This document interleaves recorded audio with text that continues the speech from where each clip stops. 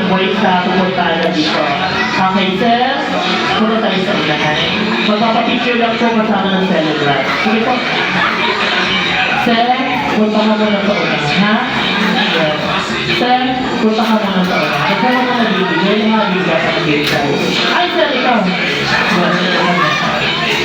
2, 3, 4. Bisan na lang. Ikaw na lang. Yes. Yan ang mga team boys.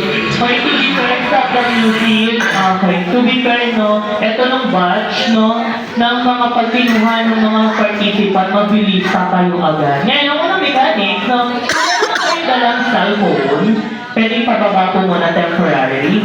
Ayan, yung mga cellphone natin. Okay.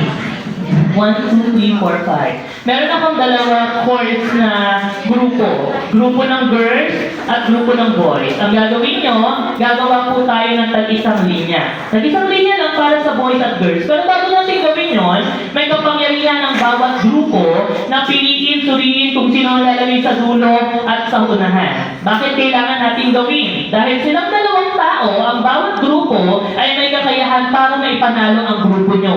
Kung hindi man tayo magbawagi sa laro ito, kayo pala na magiging next player natin. Kaya piliin nyo, suriin nyo kung sino ng pambato nyo na ilalagay sa unahan at sa hulihan. In 10, 9, 8, 7, 6, 5, 4, 3, 2, and 1. Stop the music.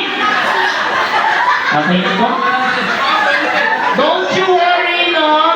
Okay, kahit saan lang kayo nakalagay dyan, okay, again reminder ha, kahit saan lang kayo nakapwesto dyan, ang gagawin ng nasa unahan ay gagawin nyo din lahat. Okay? Kahit magtulakan tayo, lahat gagawa niya. Kaya lang, kailangan natin ang dalawang mas mabilis, mas maliksi na susi sa tagumpay ng grupo natin. Okay guys? Kung sana ka tayo ang iyong lingkod na host, eto na magsisilbing storyline ng ating game for today's video. Kaya mag-vote please sa forward po. Dito tayo. Po, dito sa unahan niya. Saan ko saan ako lahat tayo? Ayan. Sige po. Sige po, puro kayo po. Harap tayo. Sir, masaya ka pa ba ngayon, sir? Parang kung nag-iisip ka na naman, harap doon, sir. Harap. Ayan. Sir, dito ko sa likuran niya.